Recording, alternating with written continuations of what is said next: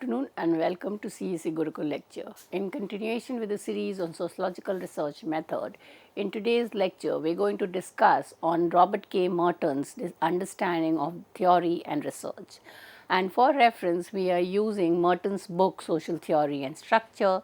The chapter 4 of the book is talking about how we kind of understand what is sociological theory and kind of differentiate it from methods, concepts, and understand how theory building is essential in sociological research.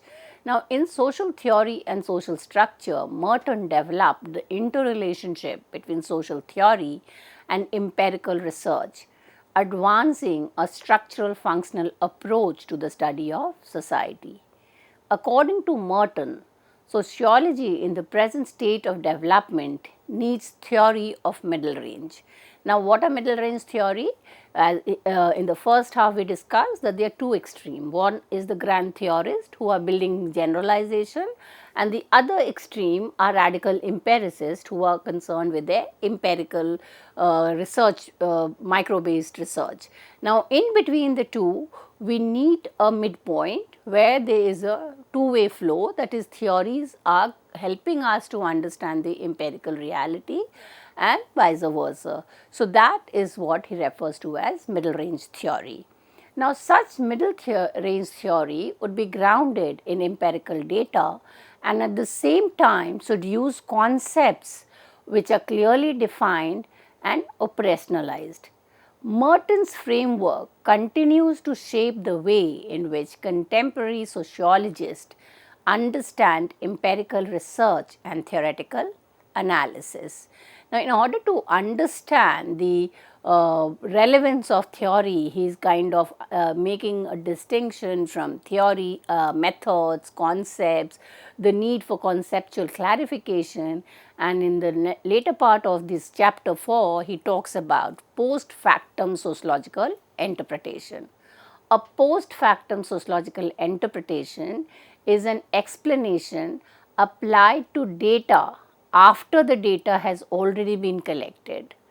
This type of interpretation has the logical structure of a clinical inquiry. The observations are made first and then an explanation is applied to them. This differs from the scientific method of forming a hypothesis before collecting data to test it.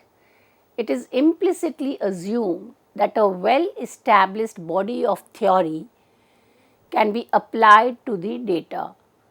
However, Merton notes that in sociology, these interpretations are often based on ad hoc or weakly confirmed hypotheses. A major flaw is that these explanations seem plausible because only those interpretations that fit the existing observations are selected. This creates a spurious sense of adequacy and discourages further research. Merton contrasts this with compelling evidence, which requires a hypothesis to be tested against new observation. This method often fails to consider alternative interpretation that could also be consistent with the data. It does not lead to a high degree of confirmation and therefore has low evidential value. Now, there is a logical fallacy of the post factum interpretation, and that is the lack of nullifiability and its complete flexibility, because the explanation is constructed after the data is known. It can always be made to fit the observation, no matter how contradictory. Merton illustrates this with an example about the reading habits of the unemployed. Scenario 1, if data shows that unemployed read fewer books, the post factum explanation is that anxiety from unemployment makes concentration difficult. Scenario 2, if new data shows unemployed may read more, a new explanation is immediately available claiming they have more leisure time or are trying to improve their skills. Now, in both scenario 1 and 2, the explanation is adjusted to fit the outcome. This means the hypotheses are not truly being tested, they are merely being illustrated. The scientific method requires a theory consequences to be predicted before the result of an experiment are known. So, there is kind of a difference between plausibility versus evidence. Merton highlights that post factum explanation create plausibility but lack compelling evidence. The interpretations are consistent with the data, but no one has specified what kind of data would prove the interpretation wrong. The analysis fits the fact, but it does not offer a way to test itself. So, whether the unemployed read low because of the tension of low income or because they read more and it is they have more leisure time, there have been no testing done. So, the conclusions have been arrived, but there is no evidence that the facts are true. This is why Bloomer described the analysis of Thomas and Ginacki as merely plausible. They illustrate a theory, but do not truly test it. Next, he talks about empirical generalization in sociology. Sociological theory aims to do more than simply state empirical generalization, which are isolated propositions summarizing observed uniformities between variables. Empirical generalization are standalone findings from observations such as Angel laws about consumption or the finding that cities with more manufacturing have slightly more young married people. While useful as raw data, a collection of these propositions does not constitute a scientific discipline. They are the raw materials for theory and not the theory itself. So, these raw theories have to be analyzed to build a theory and not consider them in itself as theory. So, how does theory kind of construction begins? When these isolated uniformities are connected to a set of interrelated propositions. Merton emphasized that the true purpose of sociological theory is to assimilate these separate findings into a coherent system. Directed research is empirical inquiry that is designed so that any uniformity discovered have direct consequences for a pre-existing theoretical system. This approach requires that researchers to establish the rationale of the findings before the findings are obtained, unlike simply collecting data and then trying to interpret it afterward. This proactive approach ensures that the research contributes to building and refining sociological theory. Empirical inquiry is so organized that if and when empirical uniformities are discovered, they have direct consequences for a theoretic system. In so far as the research is directed, the rationale of finding is set forth before the findings are obtained. So, there is a difference now when he is differentiating between methodology and theory, between concepts and theory, generalization and theory. So, he makes a distinction between empirical generalization and sociological law. And he explained the difference between the two by using Durkheim's study of suicide. as a classical example of how to elevate a mere finding into a theoretical framework. An empirical generalization is an isolated observed uniformity, like the finding that Catholics have a low suicide rate than Protestant. The text states that such findings are just raw material for a discipline until they are connected to a broader theory. A sociological law, in contrast, is a statement of invariance that is derivable from a theory. Merton notes that sociology has very true laws, which highlights the common split between theory and empirical research. He does a formal restatement of Durkheim's analysis of suicide to illustrate how a theory turns an empirical generalization into a significant findings. Premise 1. Social cohesion provides psychological support to people under stress. So basically, Emile Durkheim was more concerned about the moral order and collectivity in society, and therefore solidarity, social cohesion were important variables he used. And his argument was that if cohesion and solidarity is high, then the psychological stress is low and therefore the low rate of suicide.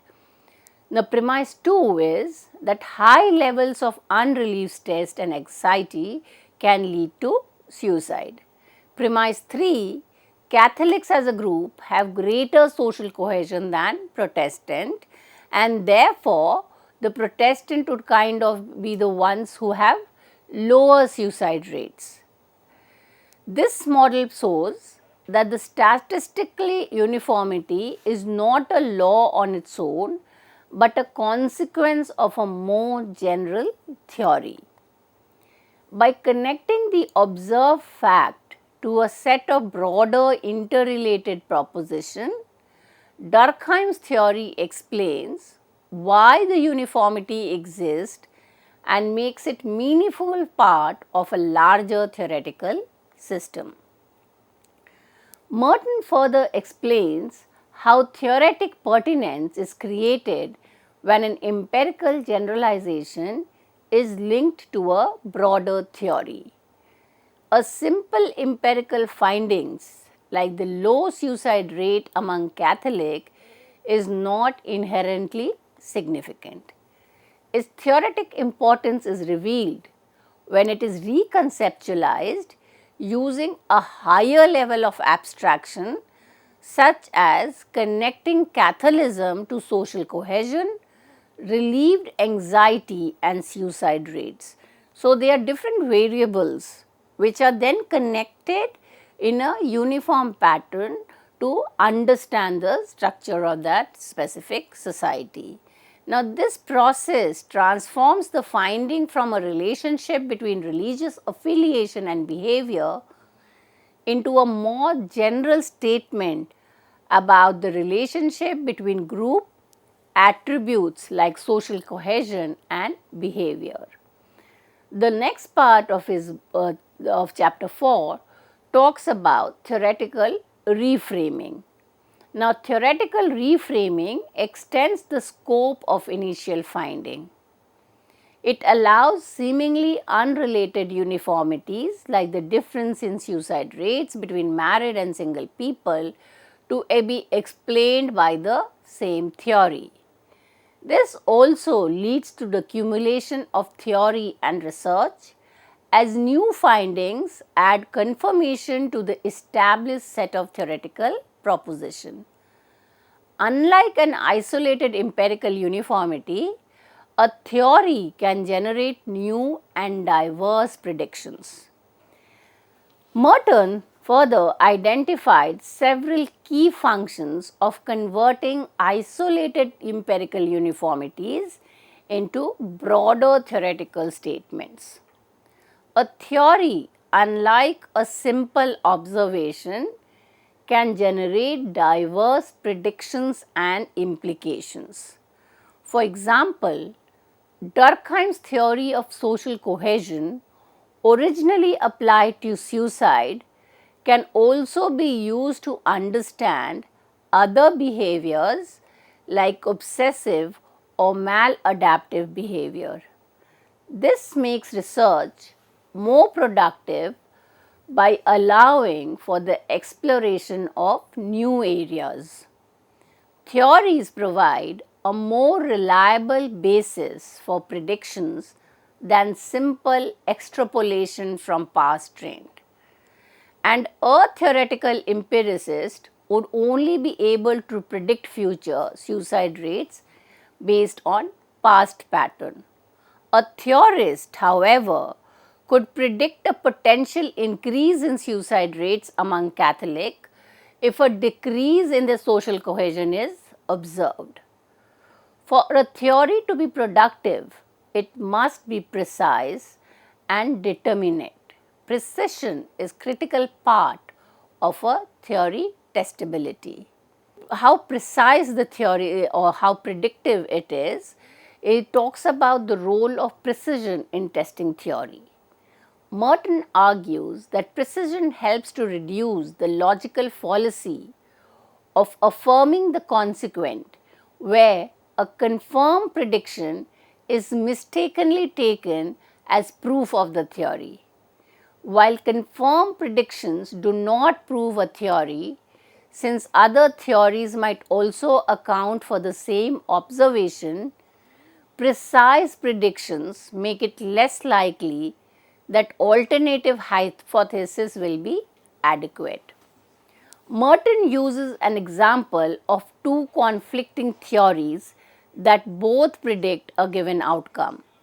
A determinant test can only be instituted if the predictions are so precise that the observed data supports one prediction but not the other. Precision allows for more determinant test of a theory. When a theory's predictions are precise, it becomes more difficult for alternatives, competing hypotheses to account for the same observed phenomena. This makes it more likely to achieve a crucial observation or experiment that can help a researcher choose between competing theories. Internal coherence strengthens a theory by integrating a variety of empirically confirmed consequences into a single system. This integration means the theory accumulates a great weight of evidence as multiple findings supports the same theoretical framework. This makes it more difficult for competing, less integrated theory to account for all the same data. Merton acknowledges that a premature or excessive focus on precision and coherence can lead to unproductive work, especially in the social sciences. A premature insistence on precision can sterilize imaginative hypotheses and lead researchers to redefine the problems just so they can be measured, often losing sight of the original significant issue. And overemphasis on the logical consistency can result in sterilized theorizing, where the theory assumptions are too abstract or far removed from empirical reality to be tested. Despite these potential pitfalls, Merton concludes that the value of precision and coherence as criteria for scientific inquiry is not undermined by the occasional misuse. He proposed two conventions: formalized derivations and codification, to bridge the existing gap between sociological theory and empirical research. So, first we talk about the convention of formalized derivation. Now, what is formalized derivation?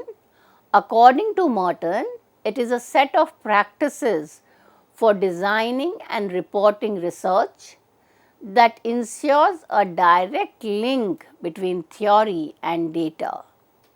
Merton suggests that researchers should explicitly state their hypothesis and the theoretical assumptions behind them at the outset. Data should be presented in a way that shows its direct relevance to the initial hypothesis and the underlying theory. When new unexpected relationships are discovered, they should be presented as post factum interpretation. Now, what is the benefit of this approach? This convention would compact the current pattern of dispersed non-cumulative research. It would act as a control against unrelated or vague interpretation by forcing researchers to be disciplined in their analysis. It would make the connection between interpretation, data, and theory transparent to the reader.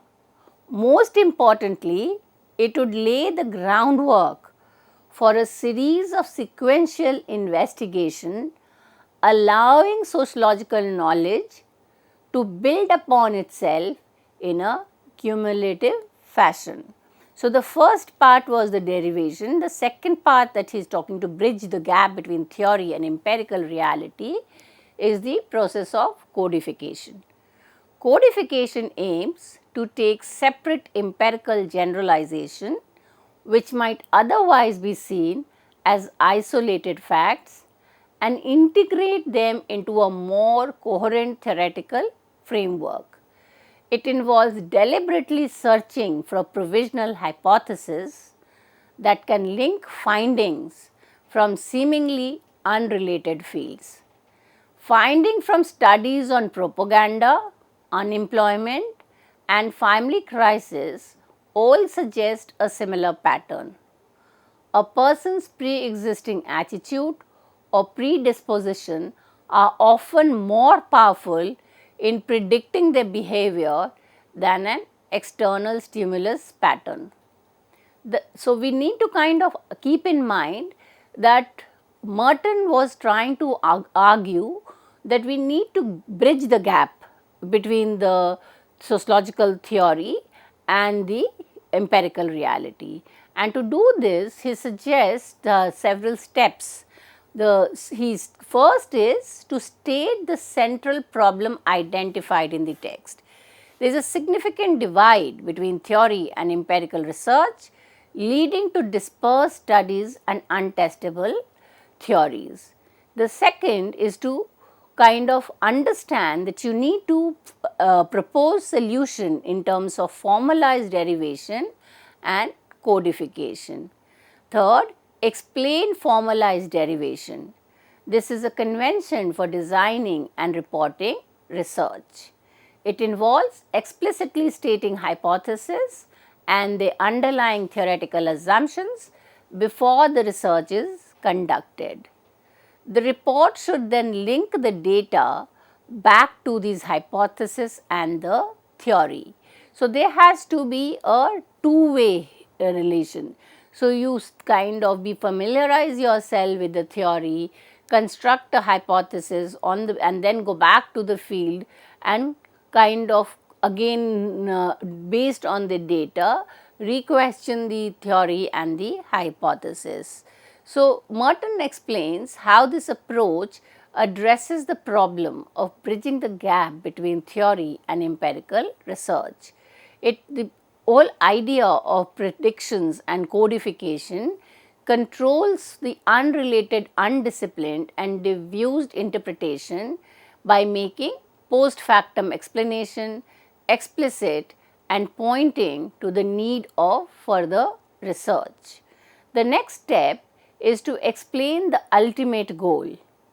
This process, which has been successful in the field like psychology and economics, encourages consecutive and cumulative research moving away from a buckshot array of dispersed investigation. So, when we read Merton's chapter, we kind of need to understand that he argues that there was a problem in the way in which sociological theories were being built.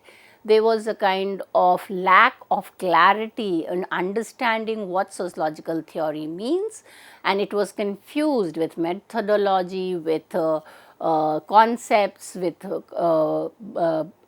the experimental observations, predictions, and therefore, through this chapter in his book on social theory and structure, he argues that there is a need to separate all of it and suggests the way of bridging the gap is to have precise predictions and codification, so that we are able to arrive at new theories and kind of make sociological theories more connected to empirical reality. And therefore, the reference of this lecture is Robert Merton's book, Social Theory and Social Structure. With this, I come to an end of this lecture. Thank you.